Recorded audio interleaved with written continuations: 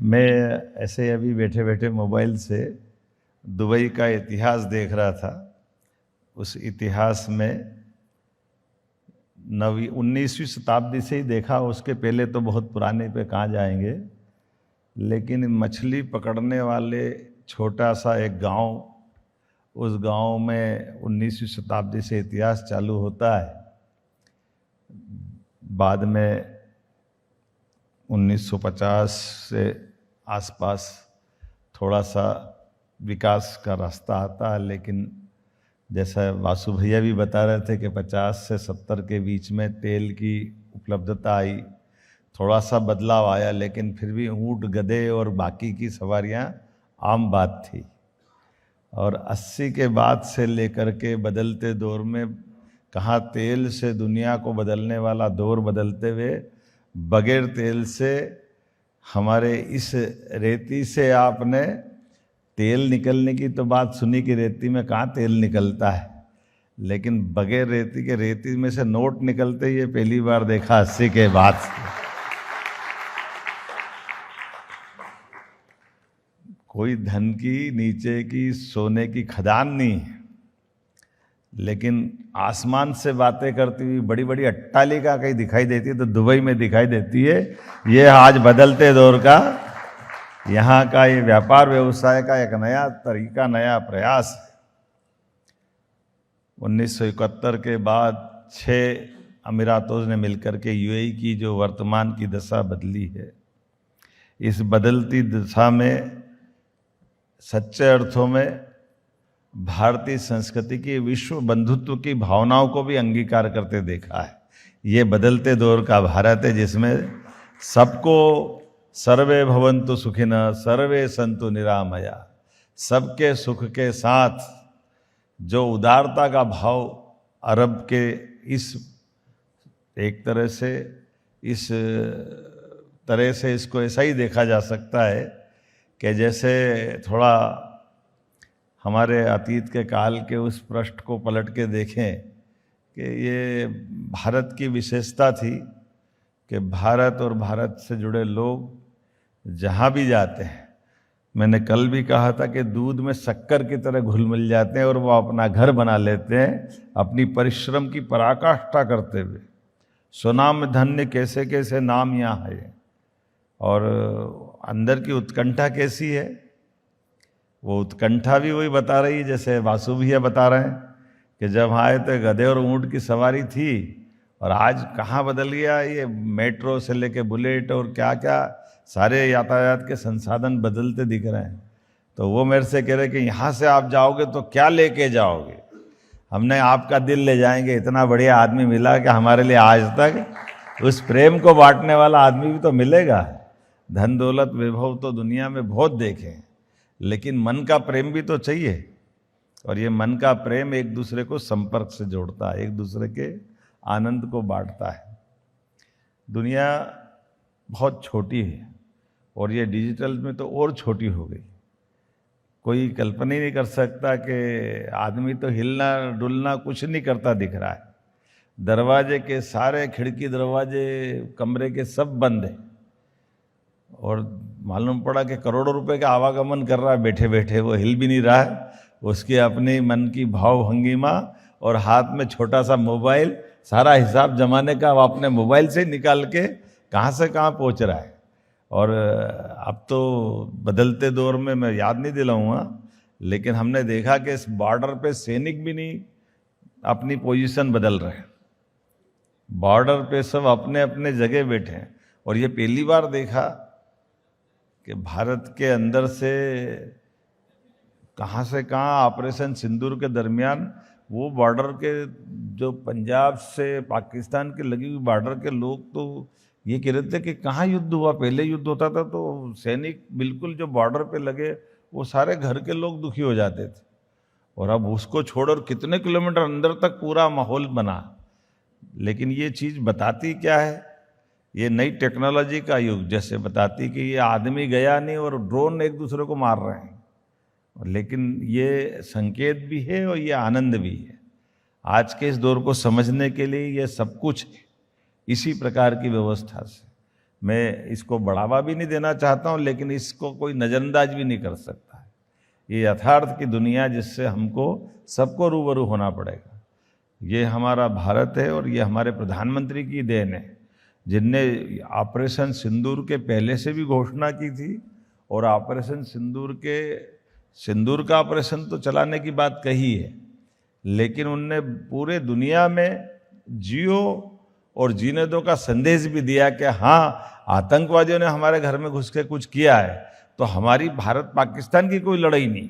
लेकिन आज बदलते दौर में भारत ने ये दिखा दिया कि हमारे घर के अंदर अगर आतंकवादी आकर के कोई वारदात करते हैं तो हम उनके घर में जाके भी मार सकते हैं। ये संकल्प दिखाने का समय भी दुनिया के सामने आया। और ये बात भी सत्य है कि कोई भी युद्ध हो या कोई भी इस टाइप की घटना हो, जहां भी घटेगी वहां व्यापार बढ़ेगा नहीं, व्यापार घटेगा, क्योंकि दोनों चीज एक साथ नहीं चल सकती।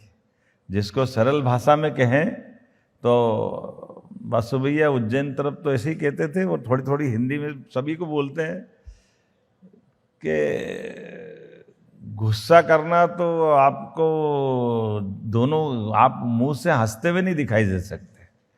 हंसना और गाल फुलाना एक साथ नहीं हो सकता है। हंसने के लिए तो खिलखिलाना पड़ेगा और गाल फुलाने के लिए आंखों में आपको जो दिखाना वह दिखाते रहना पड़ेगा। और माननीय प्रधानमंत्री जी के इस दौर में हमने सब देखा है।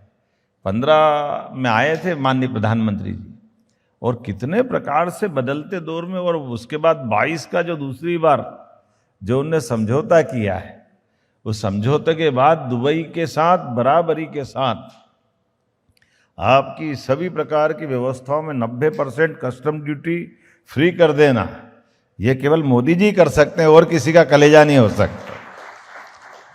ये मोदी जी का आगमन दुबई के माध्यम से दुनिया को संदेश देना है कि कहाँ एक छोटा सा देश, लेकिन छोटे से देश से इतना बड़ा रास्ता खोला। जैसे मकान भला कितना ही भव्य क्यों न हो, जाने का दरवाजा तो छोटा ही होता है। वह दरवाजा दुनिया को खोलने का दुबई से तो खोला मोदी जी ने, और कहाँ से खोला? दुनिया के महल में प्रवेश करने के लिए दुबई, और दुबई से भारत आओ या दुनिया में जाओ, ये जो रास्ता दिखाया है, अब यहाँ से अफ्रीका तक और दुनिया में कहाँ कहाँ तक पहुँचा जा सकता है, दुनिया के सामने उदाहरण बना है। और वो जिनने नहीं खोले वो सब पछता भी रहे कि यार ज़्यादा अच्छा है कि दुबई का मॉडल रख लो। दुबई का मॉडल चल रहा है, और इसी आधार पर अब आप ही सब बता रहे हो कि क्या क्या और कैसे कैसे चल रहे हैं। जब मैं मध्य प्रदेश की सरकार की ओर से आप बात कर रहा हूँ तो मैं अपनी इन योजनाओं को कोई दोहराना नहीं चाहूँगा। मेरे अधिकारियों ने सब सुना दिया आपको, और आपने सब समझ लिया, मैं मान के चलता हूँ। अलग से मेरे पास बताने के लिए कुछ नहीं, वो सारी बातें हो गई जितनी होना चाहिए। मज़ा तो कब आता है, हमने हर एक कोई भी कथा भागवत कोई आयोजन करने गए हों, सबसे आनंद कब आता है? कब आता जितेंद्र भैया? अरे हाथ में प्रसाद दो तो मजा आता, बाकी तो हो रही है। वो तो सुनाएंगे पंडित जी जो सुनाना है, जो होना सब हो जाएगा। हमारे यहाँ बड़ा मजा है इसका भी, कभी याद आपको दिलाता हूं। हमारे तीज त्योहार भी मजे दिलाते हैं। कौन बताएगा तीज त्योहार में क्या अंतर है? व्रत और त्योहार में क्या फर्क है? जितने भी व्रत होंगे, अर्थात जैसे आप व्रत को ऐसे समझ लो कि जिस दिन उपवास रहता है, और त्योहार खाने को देता है। तो जितने भी पर्व होते हैं, जैसे जन्माष्टमी पर पर्व से समझ लो आप, जन्माष्टमी, रामनवमी, सब दिन उपवास करना पड़ता है। और जैसे होली दिवाली तो बहुत खाने को मिलता है कि ईद पे भी मजे ही आते हैं, तो खाने को खूब मिले वो त्योहार, बाकी का पर्व इसका मजा है। तो मैं तो त्योहार मनाने आया हूं भाई, ये पर्व मनवा दिया जिनने मनवाना।